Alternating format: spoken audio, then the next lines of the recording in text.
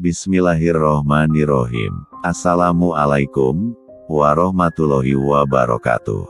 Sebelumnya marilah kita memanjatkan puji dan syukur kehadirat Allah yang Maha Kuasa atas segala karunia rahmat dan barokahnya kepada kita semua. Atas taufik dan hidayah ilahi, kami mengijazahkan kajian singkat Ilmu Sorok Jumeneng Urip Syekh Siti Jenar. Tetapi sebelumnya, kami bahas sedikit terlebih dahulu, siapa Syekh Siti Jenar. Riwayat Syekh Siti Jenar ada beberapa versi. Salah satu versi, beliau lahir sekitar tahun 1404 Masehi di Persia, Iran. Nasab beliau, Syekh Siti Jenar, Hasan Ali bin Solih, bin Isa Alawi bin Ahmad Syah Jalaluddin, bin Abdullah Khan bin Abdul Malik Asmat Khan, bin Alwi Amil Faqih bin Muhammad Sohib Mirbat, bin Ali Halikasam bin Alwi Sohib Baiti Jubair, bin Muhammad Maula As-Sauma'ah, bin Alwi Al-Muktakir bin Ubaidillah, bin Ahmad Al-Muhajir bin Isa An-Nakib, bin Muhammad An-Nakib bin Ali Al-Uraidi, bin Jafar As-Sodiq bin Muhammad Al-Bakir, bin Ali Zainal Abidin, bin Imam Hussein bin Sayyidina Ali. Sejak kecil, beliau berguru kepada ayahnya Sayyid Solih, di bidang Al-Quran dan tafsirnya. Dan beliau sejak kecil sudah berhasil menghafal Al-Quran, pada usia 12 tahun. Ketika beliau berusia 17 tahun, maka ia bersama ayahnya berdakwah dan berdagang ke Malaka. Setibanya di Malaka, sekitar akhir tahun 1425 Masehi, Sayyid Solih ayah beliau, beserta anak dan istrinya pindah ke Cirebon. Di Cirebon ayahnya menemui sepupunya, yaitu Sayyid Kahfi bin Sayyid Ahmad. Pada saat itu posisi Sayyid Kahfi di Cirebon sebagai mursyid Tariqah Al-Mutabaroh Al-Ahadiyah dari sanad Sayyidina Utsman bin Affan, sekaligus penasehat Kesultanan Cirebon. Sayyid Kahfi kemudian mengajarkan ilmu Marifatullah kepada Siti Jenar, yang pada waktu itu, beliau masih berusia 20 tahun. Pada saat itu, Mursyid Al-Tariqah Al-Mutabarah Al-Ahadiyah, ada 4 orang, yaitu, Sayyid Maulana Malik Ibrahim, Sayyid Ahmad Faruqi Sirhindi, Sayyid Kahfi, dan Sayyid Abu Abdullah Muhammad. Kitab-kitab yang dipelajari oleh Siti Jenar sewaktu muda, kepada Sayyid Kahfi, seperti kitab Fusus Al-Hikam, karya Ibnu Arabi, kitab Insan Kamil, karya Abdul Karim Al-Jili, Ihya Ulumuddin, karya Imam Al-Ghazali, Risalah Kusyairiyah, karya Imam Al-Kusyairi, Tafsir Marifatullah, karya Rusbihan Bakli, kitab At-Tawasin, karya Al-Halaj, kitab At-Tajali, karya Abu Yazid Al-Bustami, dan Qut Al-Qulub, karya Abu Talib Al-Maki. Sedangkan dalam ilmu fikih Islam, Siti Jenar sewaktu muda, berguru kepada Sunan Ampel selama 8 tahun, dan belajar ilmu usuluddin, kepada Sunan Gunung Jati selama 2 tahun. Setelah wafatnya Sayyid Kahfi, Siti Jenar diberi amanat, untuk menggantikannya sebagai mursyid Tariqah Al-Mutabaroh Al-Ahadiyah. Di antara murid-murid Syekh Siti Jenar, adalah Muhammad Abdullah Burhanpuri, Ali Fansuri, Hamzah Fansuri, Syamsuddin Pasai, Abdul Rauf Sinkili, dan murid-murid lainnya. Adapun sebagian, karomah Syekh Siti Jenar, sewaktu dihukum mati, sempat hidup 4 kali. Diceritakan di dalam Babat Cirebon, Sulaiman Sulendraningrat, Ketua Umum Lembaga Kebudayaan, Wilayah 3 Jawa Barat tahun 1974.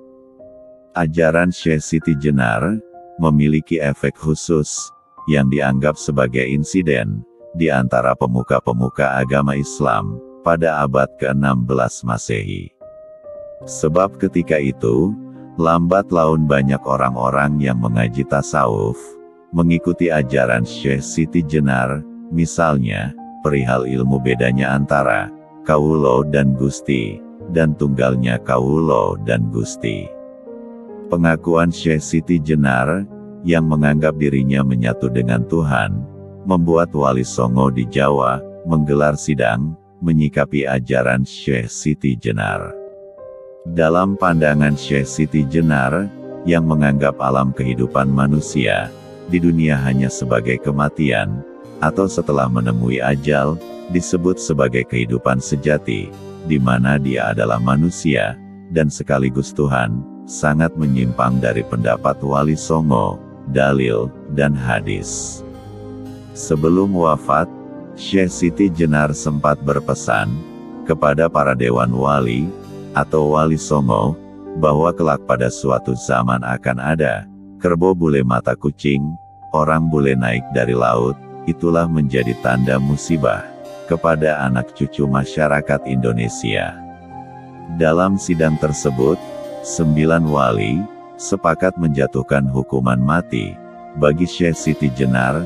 Beliau saat itu menyetujui keputusan tersebut dan meminta agar hukuman segera dilaksanakan.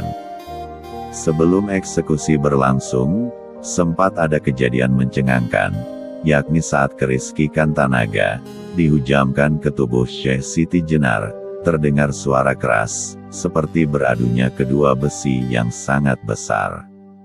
Lalu para wali saling tersenyum, sambil berkata, "Masa ada Allah seperti besi?" Syekh Siti Jenar kemudian menjawab, "Coba, tusuklah sekali lagi." Ketika tusukan kedua, Syekh Siti Jenar menghilang, tidak ada wujud jasadnya. Para wali berkata kembali, "Masa matinya Allah seperti itu?" Secepat kilat Syekh Siti Jenar menampakkan diri kembali, sambil berkata, "Coba, tusuk sekali lagi." Ketika tusukan ketiga, Syekh Siti Jenar membujur tergolek di lantai masjid, dari lukanya keluar darah merah, dan para wali berkata kembali, "Masa matinya Allah seperti itu?" Pada saat itu Syekh Siti Jenar bangun, hidup kembali, tanpa luka dan berkata, "Coba, tusuk sekali lagi." Kemudian pada tusukan keempat, Syekh Siti Jenar rebah, mati, dan dari lukanya mengalir darah putih. Seketika itu para wali berkata kembali, "Masa matinya seperti cacing, karena berkali-kali tusukan selalu, mati hidup, mati hidup." Maka, Syekh Siti Jenar berkata, "Lalu harus bagaimana mati saya menurut keinginan Anda?" Dan dijawab oleh seluruh wali, "Seperti orang tidur badannya lemas, begitulah mati bagi seorang insanul kamil." Sesudah itu, ditusuklah jasadnya dan wafatlah Syekh Siti Jenar, seperti umumnya manusia, seperti keinginan para wali, jasadnya mengecil sebesar kuncup bunga melati, dan baunya semerbak mewangi bau harumnya melati. Baiklah, kita kembali kepada ilmu Sorok Jumeneng Urip, merupakan salah satu ilmu milik Syekh Siti Jenar. Berikut ini bacaan ilmu Sorok Jumeneng Urip dan manfaatnya. Bismillahirrohmanirrohim. Sallallahu alaihi wasallam. Kundat kun, ojo ngalingi zat sukmo, kang ngembani wewayangan. Rasa sukmo sak jroning wewayangan. Lasiro metua, ingsun arep weruh jumeneng urip. Sallallahu alaihi wasallam. Malaikat Jibril, Mikail, Israfil, Ijrail, lasiro podo metua.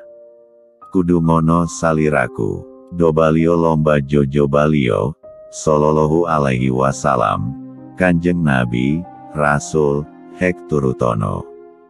Opo kang dadi panuwunku, aku nyuwun teguh, rahayu, slamet. Tata caranya, diamalkan dengan rutin, setiap habis selesai sholat fardu, dibaca sebanyak 3 kali, sebelum membaca amalannya, bertawasul terlebih dahulu. Khususan ila hadrati, Nabiullah Muhammad Sallallahu Alaihi Wasallam, baca Al-Fatihah 1 kali. Wabil khususan ila hadrati, Syekh Siti Jenar, baca Al-Fatihah 1 kali. Khususan ila ruhi, sohibul ijazah, ila muntaha, baca Al-Fatihah 1 kali. Ilmu sorok jumeneng urip, bertujuan untuk kebaikan, dan ketentraman, waskita, dan kebijaksanaan, bisa untuk berbagai keperluan hajat, adapun sebagian dari manfaatnya. Pertama, apabila diamalkan, maka akan diberi keselamatan di darat, laut, dan udara, serta untuk menjaga diri dari tindak kejahatan, atau untuk melawan musuh, yang berniat menyakiti diri Anda. Dengan izin Allah, maka badan Anda, tidak akan luka sedikit pun, walaupun badan Anda, terkena berbagai jenis senjata tajam, dan senjata lainnya.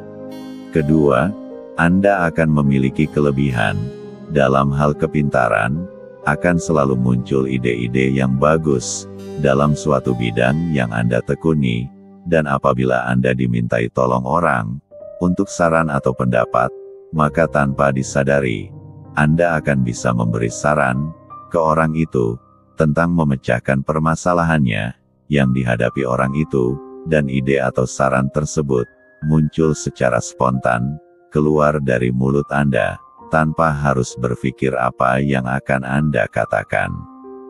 Ketiga, rezeki Anda akan terus mengucur deras, sehingga dalam setiap harinya, Anda tidak kekurangan soal rezeki, dan Anda akan selalu sering mengalami rezeki yang tidak terduga-duga, kelancaran dalam pekerjaan, atau usaha apapun yang Anda kerjakan. Sewaktu Anda sedang mengalami kesusahan ekonomi, ada keperluan, atau ada masalah, maka solusi itu akan datang, seperti ada kekuatan yang membimbing Anda untuk memecahkan permasalahan tersebut. Keempat, sebagai jembatan untuk bertemu dengan Syekh Siti Jenar. Cara lakunya, mandi keramas, diawali dengan berpuasa, dimulai hari Rabu Pon, tiap malamnya, Anda berdiam di kamar selama 7 hari, dan diakhiri hari ke-8, Pati Geni, dan tiap malam baca amalannya 3 kali. Sesudah membaca 3 kali, kemudian Anda lakukan semedi lama, dan waktunya seikhlasnya, dilakukan secara ajak, hingga mencapai ketenangan semedi, maka pada titik tertentu, akan mengalami seliut, yang bermakna, perpindahan alam, dari alam nyata ke alam gaib. Biasanya di hari yang terakhir, atau sebelum pada hari terakhir, Anda akan ditemui oleh Syekh Siti Jenar, atau akan ditemui oleh khodamnya ilmu, yang akan mengajarkan berbagai ilmu, tentang rahasia ingsun, dan rahasia ketuhanan, atau ilmu-ilmu gaib lainnya. Demikian kajian singkat, mengenai ilmu sorok jumeneng urip Syekh Siti Jenar. Terima kasih kepada para penonton YouTube kami, Majelis Sultan Aulia. Semoga bisa bermanfaat. Mohon maaf bila ada salah kata. Akhirul kalam. Wassalamualaikum warahmatullahi wabarakatuh.